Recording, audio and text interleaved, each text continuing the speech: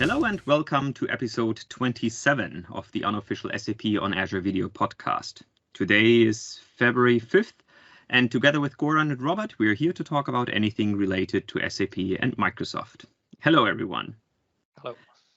As mentioned last week, today we want to take a closer look at the latest announcements between SAP and Microsoft. And I'm very happy to have Veronika Reger joining us today. But before we discuss with her all the topics, let's quickly take a look at some of the items from this week. Let me again share my screen for this. And I want to start with an update, with a preview update of the Azure Monitor for SAP Solutions. So we talked about this some time ago, that the Azure Monitor allows us to monitor SAP solution, SAP HANA solution, monitors pacemaker cluster, and so on. And we're actually extending the support here. So now you can also monitor NetWeaver solutions and monitor Linux operating system. Not everything is actually in public preview already. So the NetWeaver piece is still in private preview, but at least for the Linux part, that's already available in public preview. Another thing that I wanted to highlight, and maybe Goran, since you were involved in this white paper, is the migration of SAP systems with Oracle workload to Azure. Maybe Goran, you can. Yeah. So this is you can go maybe jump into open. It's a small a PDF attached there. It's actually a small white paper. Maybe you can download it and just make it a bit bigger because I can't. You really cannot properly read it? Yeah, well, I'm on small screen here. It's written by Vamshi Polasa, SAP Solution Architect. We worked together. I was also reviewing this excellent white paper. It's really based on a real customer experience. He was also talking about migrating, how to size the stuff, what with Oracle specific. So how to choose the compute, for example. Mm-hmm. If you go down, he would also, what he did a lot, he was using here, if you scroll down the AWR, those reports from Oracle, they're very kind of popular. And which exactly fields you would need it in order to get a clue about the on-premise system utilization, and also to give you the clue exactly how to size it in the Azure, for example. And also advising, doing also on the storage part and advising as well on the other Oracle parameters. If you go just a bit also down, okay, he was exactly, yes. Now you have details on the storage layer for the different storage, how to size it, what kind of disk stripes and block sizes, and then he would go on the architectural parameters. Now, typically, of course, HA and DR. It's a very often used, and then he would go into detail about the Oracle part specific and how to do an availability set, how to do in availability zones.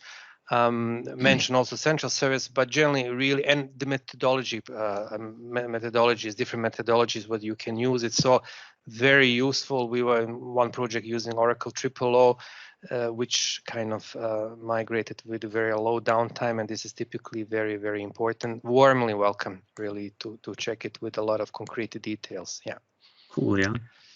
And I think it's also really important to highlight that because I get this question sometimes, that you can run Oracle workload in a supported way on Azure. I think this is something that is not always in all the other cloud providers available, but on Azure, you can really run SAP workload. Let me say, you have to run always in a supported way if you need the support. Of course, and that's what I mean. And yes, in Azure you can. I mean, either on Windows or on. But we have a bigger choice. We can run on Windows exactly compared to others. So that's a big advantage on the Azure. You can choose between the Windows, and on Linux it's Oracle Linux, and probably that will stay as it is, right? Cool. So definitely a good white. Definitely nice. Not 20, 25 pages, but really very useful content with with really concrete customer experience and customer project migration experience. Yeah. Warm and welcome for everybody to check it. Good. The next topic is from Bartosz. So he's active again, and he now released a new blog about automated invoice processing using logic apps and cognitive services. I very much love this blog. Actually, it really outlines in a beautiful way how you use logic apps. So the typical blocks where, when an email arrives and you drag and drop certain functionalities there, but then he extends this with the cognitive services. So on Azure, we have a forms recognizer, which basically provides you with an API endpoint in the end, and then you can ask this service to recognize forms. So you send them, for example, a PDF document. So you just post this PDF document to the forms recognizer, and the forms recognizer extracts values of an invoice, for example. And then he shows in a nice way how you can then, once you have this information from the cognitive service, how you can use the results, how you can parse the results, and then, for example, create the invoice in the SAP system using the ERP connector that is available with logic apps. So it's a really nice flow. And I mean, as always, Bartosz really outlines this in a very detailed step-by-step way.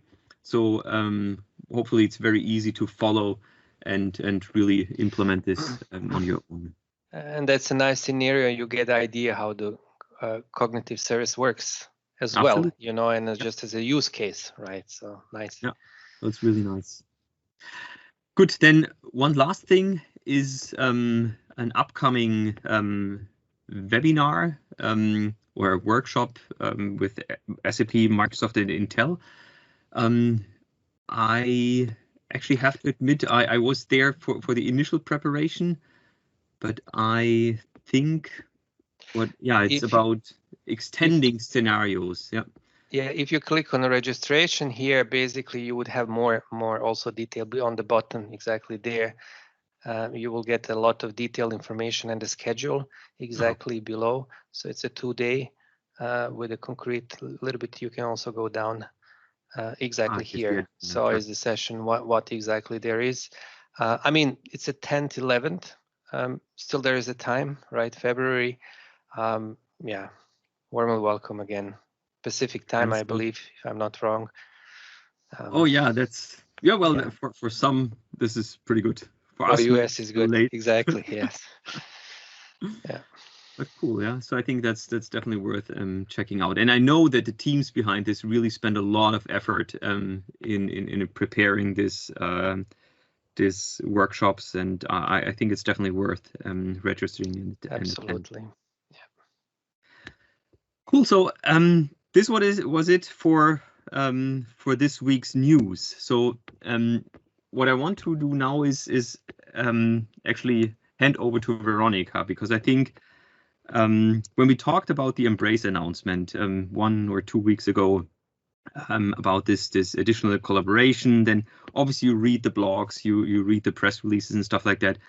But I think you not always have the possibility to really get someone who was there from the very beginning. And maybe you don't know Veronika from a lot of customer or partner interactions, but I think you can ask anyone within SAP, and they probably know who Veronika is, because she's really keeping everything together. So maybe Veronika, maybe you can quickly introduce yourself.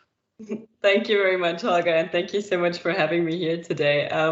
Happy to introduce myself. I do have the pleasure from the Microsoft side to manage the global alliance between SAP and Microsoft, focusing on our co-engineering and co-innovation efforts. So what does that basically mean?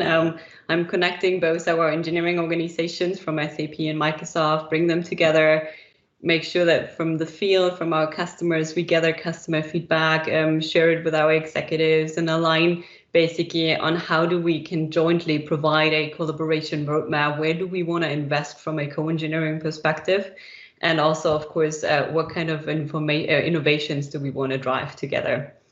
So it's a fantastic job, actually, fantastic opportunity. And of course, as part of that, I have been deeply involved into our relationship over the last years, and of course also into the latest announcement around Embrace, or basically the extended partnership that we just announced 2 weeks ago. Perfect.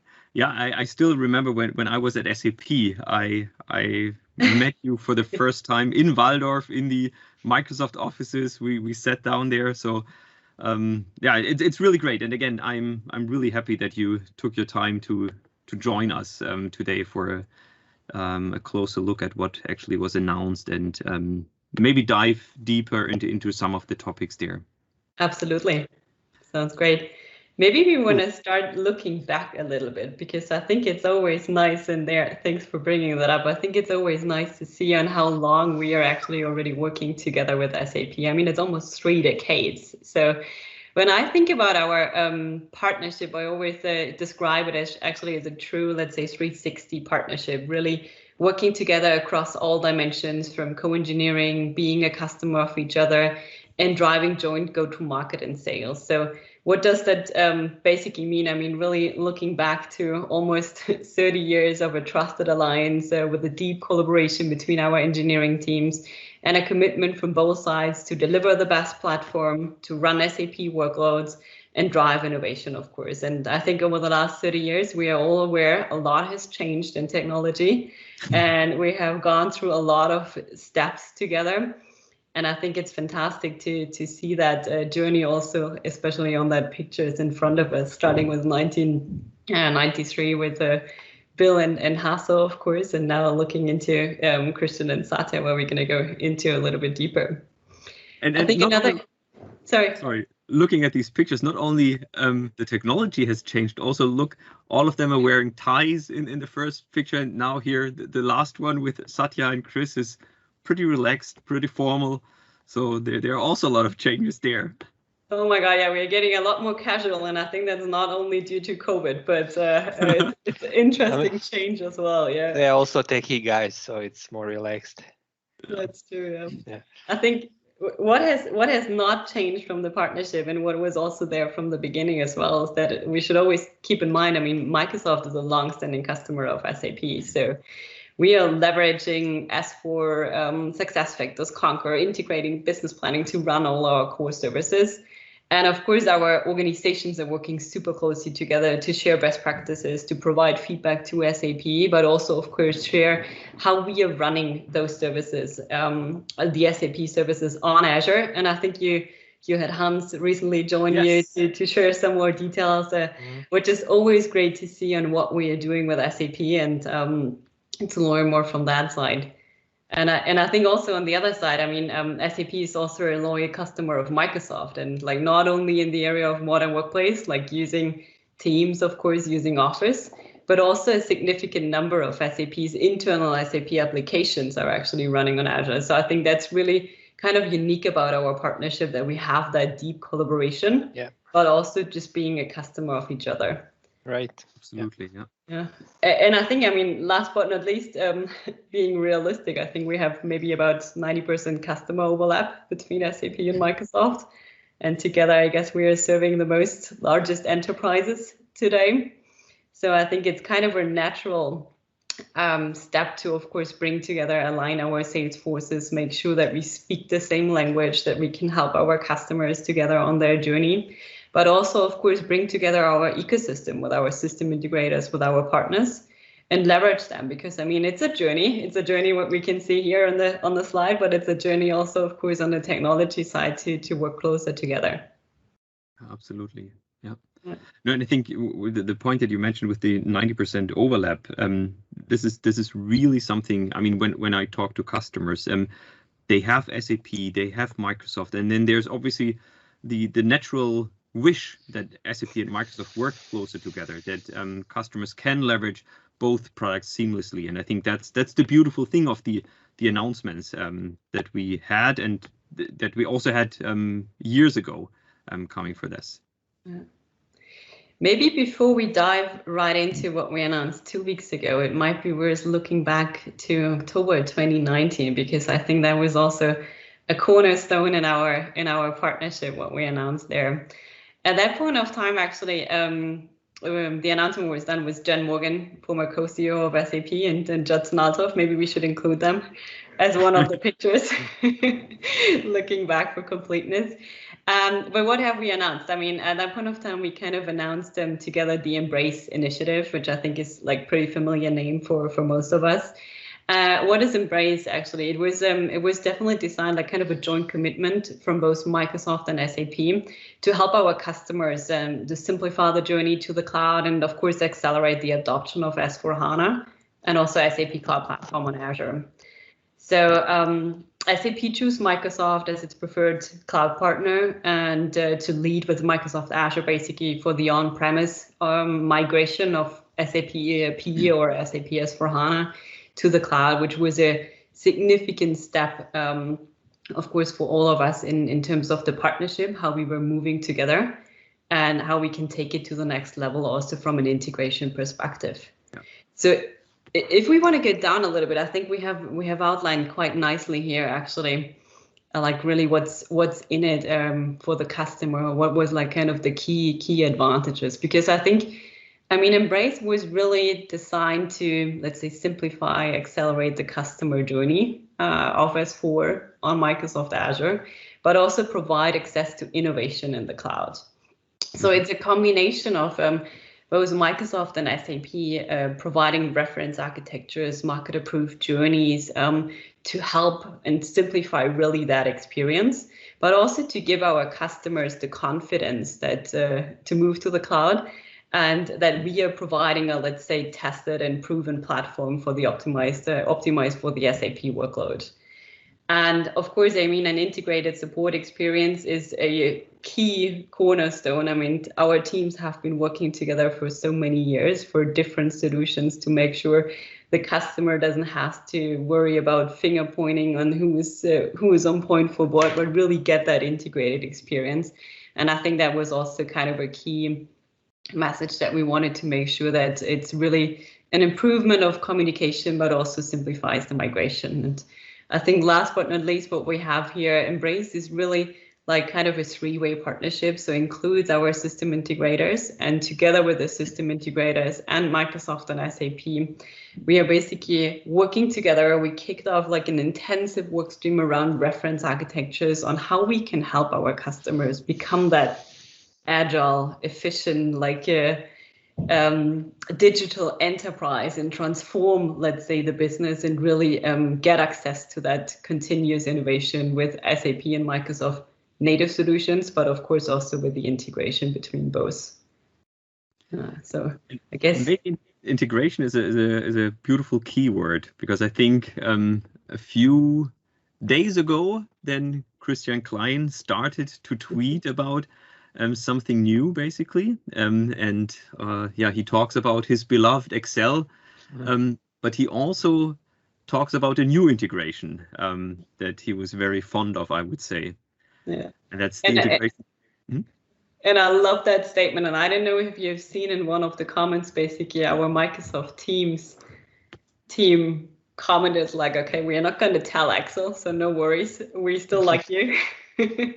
Nice. As well, yeah.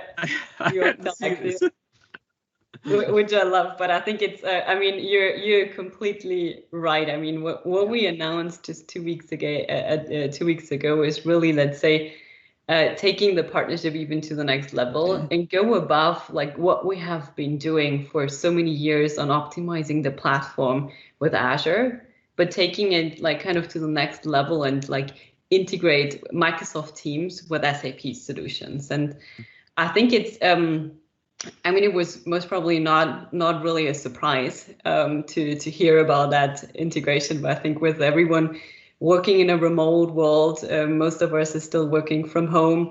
There is not really a single day passing, at least for me, without using Microsoft Teams for like communication, collaboration with colleagues, with customers, with partners. And I believe that's true for almost all of us. I mean, we couldn't be here today without Teams. So I think that's kind of top of mind for everyone.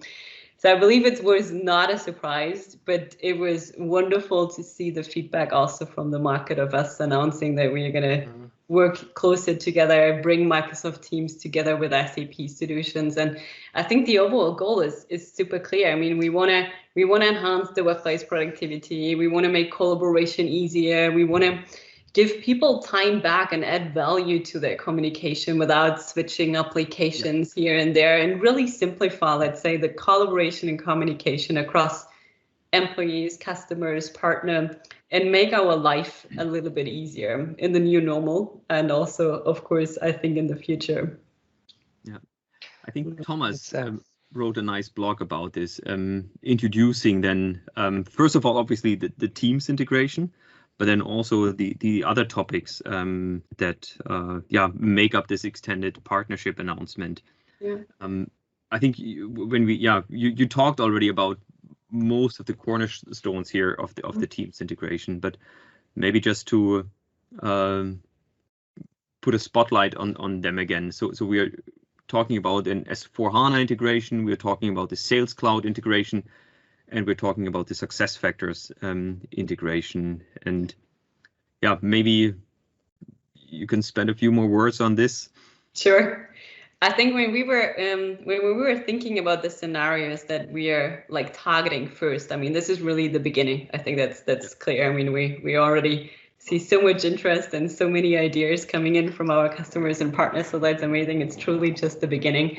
But when we were talking about the first ideas that we want to land like across this year, like or land by mid this year, we were thinking more or less about 3 scenarios. Really, how do we optimize the collaboration between business partners and suppliers? How do we simplify the remote sales experience and customer engagement? Mm-hmm. And how do we optimize, let's say, the employee collaboration and learning experience? So going a little bit deeper into it, I mean, with integrating Microsoft Teams and S/4HANA, the end user, of course, will get access to all relevant information directly. So the idea is, in the first step, we will use a chatbot to enable the purchaser as our persona to interact with business contact directly and address problems without switching applications or even devices. So we really want to make sure you are like in your environment. You don't have to jump back and forth. So you should get access to the information you need to be successful to solve problems. And of course, I mean, this is just the beginning, but I think it will already be a good starting point to make that happen and to make that. This is really promising to customer to see that this is not just announcement, nothing is happening, but actually it's growing, right, as per their need. So, I mean, it definitely feedback it's really a confidence in the both companies. Yeah, that's great. It's good to know it. I mean, looking a little deeper, that's actually something that I like a lot, the scenario around the Sales Cloud integration. So with integrating Microsoft Teams and SAP Sales Cloud, I think we want to enable our sales teams to really simplify the remote selling process, to fully focus on the customer engagement. I mean, serving customers, helping customers, staying in touch with customers, and is already super complicated in a remote world. It's a new thing that we all have to learn. So I think whatever we can do to make that experience easier and smoother is definitely, I think, a good investment. So, I mean, think about an account executive can use, Microsoft Teams directly to contact customers, to set up a Teams call while working in SAP Sales Cloud. You don't have to switch. You don't have to go somewhere else. You just set up the meeting directly. You invite the customer, and during the customer call, which is actually for me pretty cool, you can take on all the notes. You can record the session, and everything with an integrated SAP Sales Cloud app in Teams will be documented directly in Sales Cloud, so that you are not having a bridge between the two experience and are not losing any of the information and have that seamless experience at the end. And I'm pretty sure that's definitely an advantage to not only simplify, but also show the benefits of like an integrated app of Sales Cloud in Teams, but also, of course, the integration of Teams in Sales Cloud. Absolutely. And I mean, look at how the sales folks are doing it today. I mean, they obviously either they can still visit or could visit customers, or they have Teams calls now. And what they need to do after the call is take notes. They need to update all this information in their Sales Cloud solution, for example. So having the opportunity to do this during the call, basically. So while the call is going on, you can take a quick note, and these notes are all stored immediately in Sales Cloud, even though I'm still in the Teams experience. I think that's a really, really nice scenario, and it totally makes sense. Yeah, absolutely. I mean, the whole world was in the past rotating around the Office. So Office means Outlook, primarily Excel, beloved Excel, maybe Word. Excel. Yeah, but kind of Teams is becoming a new additional standard, quote unquote, right here. Absolutely makes sense because it rotates all around the communication here and integration as a central point. So awesome, yeah. Our daily life. Yeah. And especially the COVID situation and working remote, I mean, makes sense. And what I like about this approach in general is that, as you said, Veronika, that we are really having, or that we focus on these specific personas, that we start with the employee, that we start with the purchaser, that we start with the sales persona, and around these personas, we start to create the different implementation projects between teams and the related LOBs from SAP. So I think that's a really nice starting point. So not just some abstract architecture that we say, okay, now Teams and SAP work together, but really focus it around a very concrete persona, and then build the story or the solution around that. So I think that's a really nice way to get started. Could not agree more. And maybe to touch, because you just mentioned the employee, to touch on the last scenario that is like briefly highlighted here as well.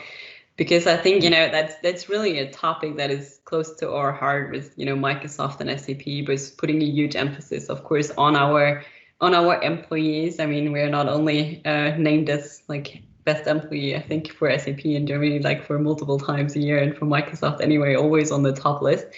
But I think we are also fostering a very active learning and collaboration culture.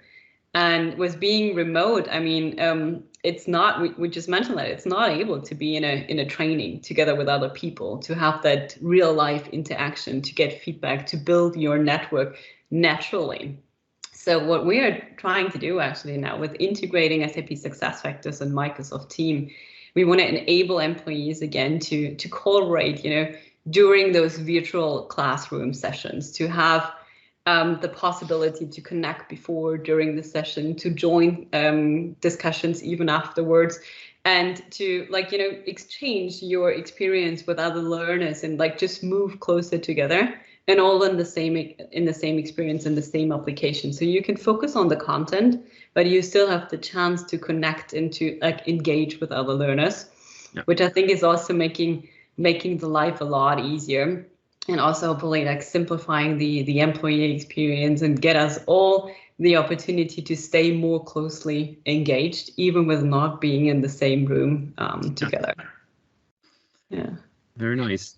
And maybe on a side note here, you may have seen it already. Microsoft had quite a big announcement yesterday. We announced Microsoft Viva, our first employee experience platform, and I think Viva is, it's super exciting. It's not only a product launch, it's actually really something on, how do we really optimize the employee experience. So Viva is going to start with Viva Connections, Viva Insights, Viva Learning, and Viva Topics. And the idea is really bringing together the engagement, like the well-being, the learning, the knowledge, and all integrated into one experience. And I think why we are mentioning that here is that I'm very excited that with Viva Learning, who is really focusing on making that learning a more natural part of everyday experience, or of our all everyday life. I'm very happy that SAP SuccessFactors is one of our strategic partners from day one. So we're going to have that integration with SuccessFactors. And I think everybody is more than invited to hear from Jill when she's sharing a little bit more on, what does this going to look like, and how is this integration gonna help us all to have that integrated learning experience. And I think that's really this beautiful thing, Goran, that also I think you alluded to. We have this starting point that was announced, or that was part of this announcement, where we talked about, again, these three personas, the very concrete integrations.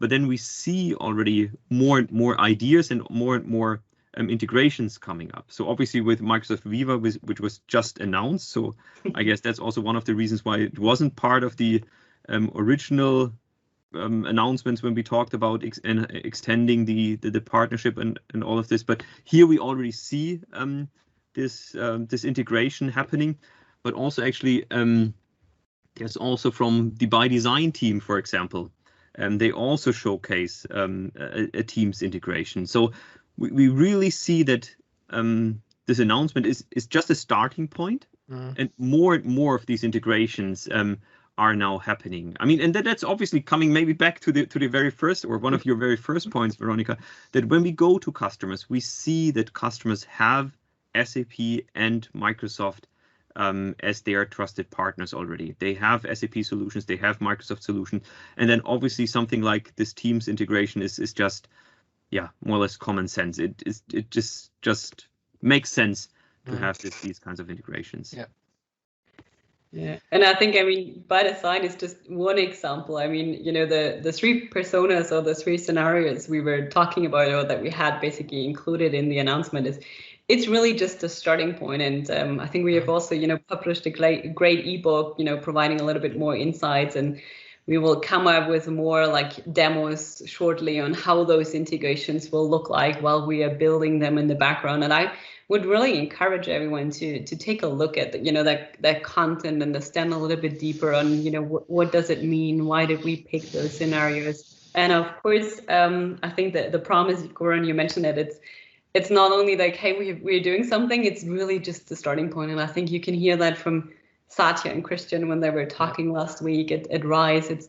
There are so many ideas, and there are so many use cases, from very, very simple integrations like, you know, in a chatbot or in a call functionality, to really having a super deep integration of the SAP solution in Microsoft Teams. And I think there's a lot more to come. And I'm actually still also, of course, being an active user of Teams, still very excited to see a lot of those integrations landing. So basically, cloud is the limit, right? That's true. Yeah, and creativity. Or better to say, Azure is the limit, without a limit. Without a limit, yeah. But that's actually a good point, because, you know, I mean, while Teams is, of course, the big news, I think the announcement, it might be worth actually calling out. I mean, the announcement is not only about the Teams integration, and not making that small at all. But we also committed actually with Microsoft and SAP, with both of us, to expand our partnership with Microsoft Azure, and, like, you know, focus on automate migration, strengthen security, and drive innovation. And there's a pretty big list of collaboration areas where we both have committed to, and both engineering organizations are also investing to make that happen. And I think, first of all, it's important to note, we were looking at the Embrace announcement like a little over a year ago before. So both Microsoft and SAP will continue to deliver on the commitments that we gave at that point of time. So we will double down on providing guidance to deploy, run, integrate SAP and Microsoft solutions, and we will document best practices and joint reference architectures, enhance the market-approved journeys, and really provide the guidance on how can you best run SAP S/4HANA on Azure, and how can you leverage tools along migration and operations to have that simplified and accelerated experience. And I mean, we understand customers do broadly favor Microsoft Azure as their choice to move from on-premise to S/4HANA in the cloud. So we want to make sure that with those integration projects that we are driving, that we really have a jointly defined, you know, roadmap that we can provide to our customers to guide them along their journey. And maybe looking a little bit into what does that mean? I think, first of all, I mean, maybe you can cluster the investments into two areas. Everything around S4, like accelerating migration, simplify the operation, plan, build, run. And of course, driving innovation and strengthen the investments in security with business technology platform, of course, but really going broader here.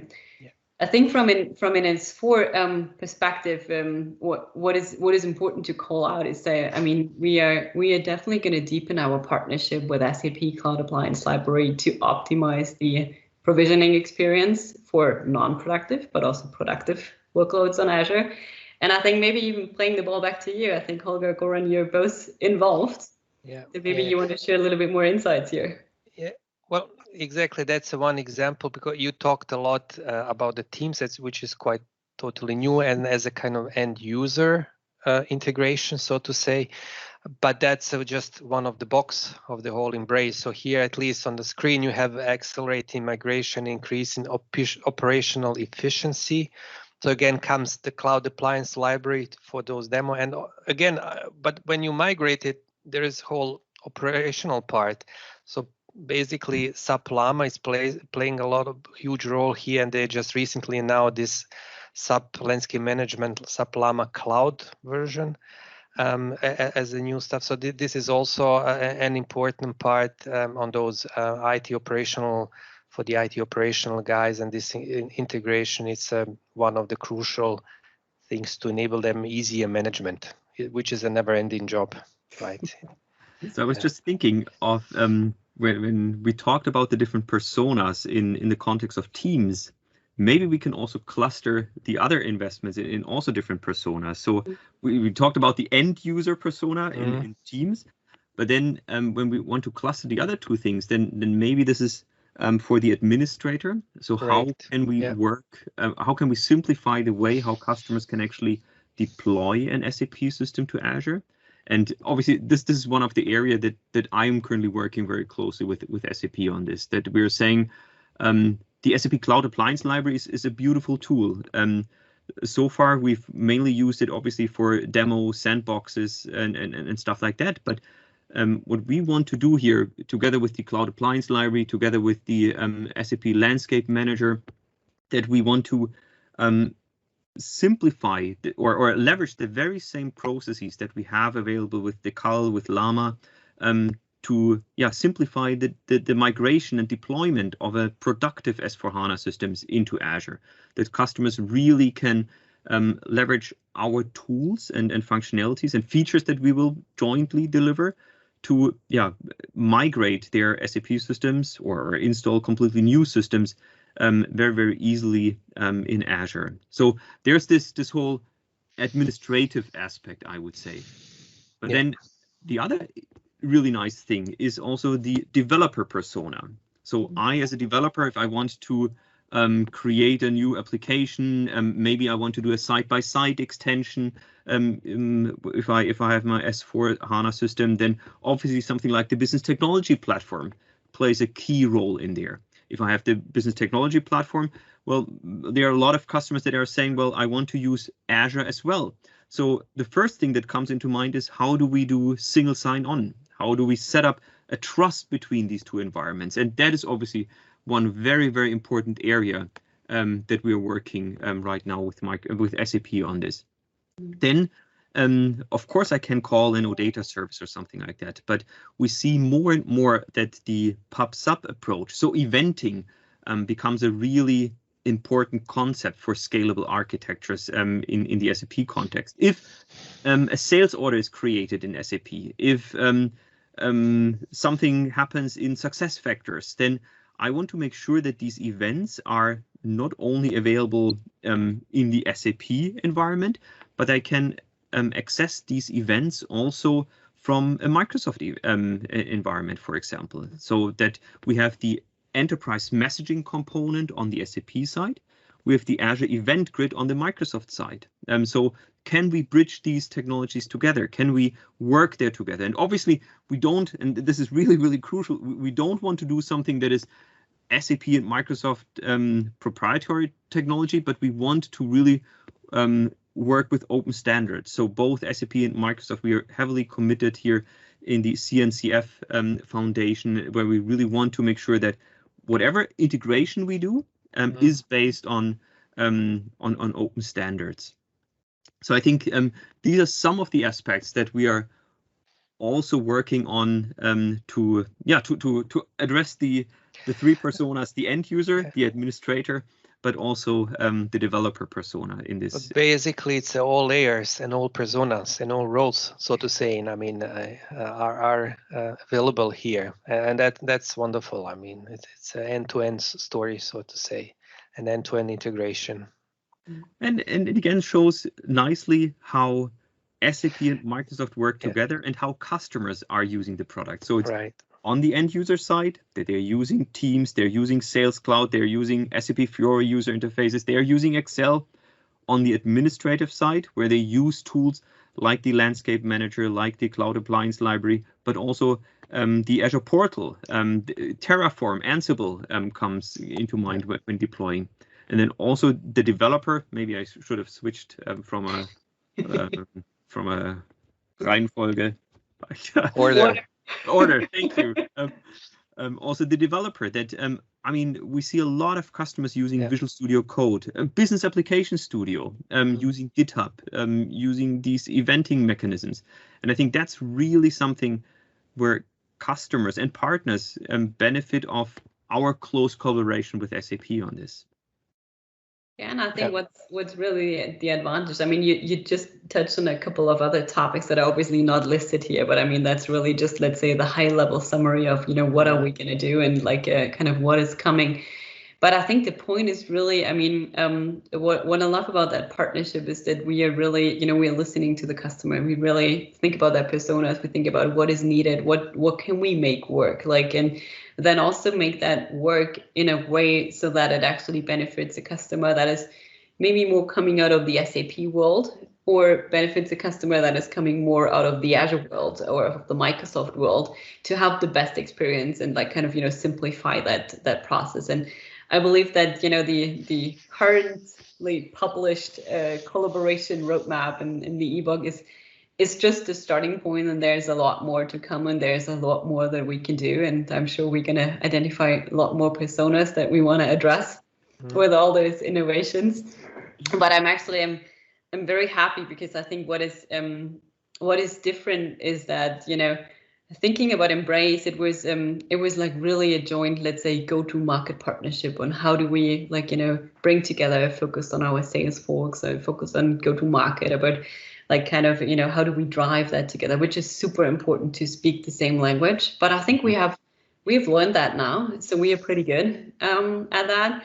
And now really with this extended partnership, going deeper on the product level, going deeper on the collaboration roadmap that we want to drive is key. And obviously now I think we need to deliver on those actions. And I'm hoping maybe, let's say, in a June, July timeframe, I can be back with you and share some of the results, some of the development efforts that have actually been submitted, and probably we're going to have some customers using it. Yeah.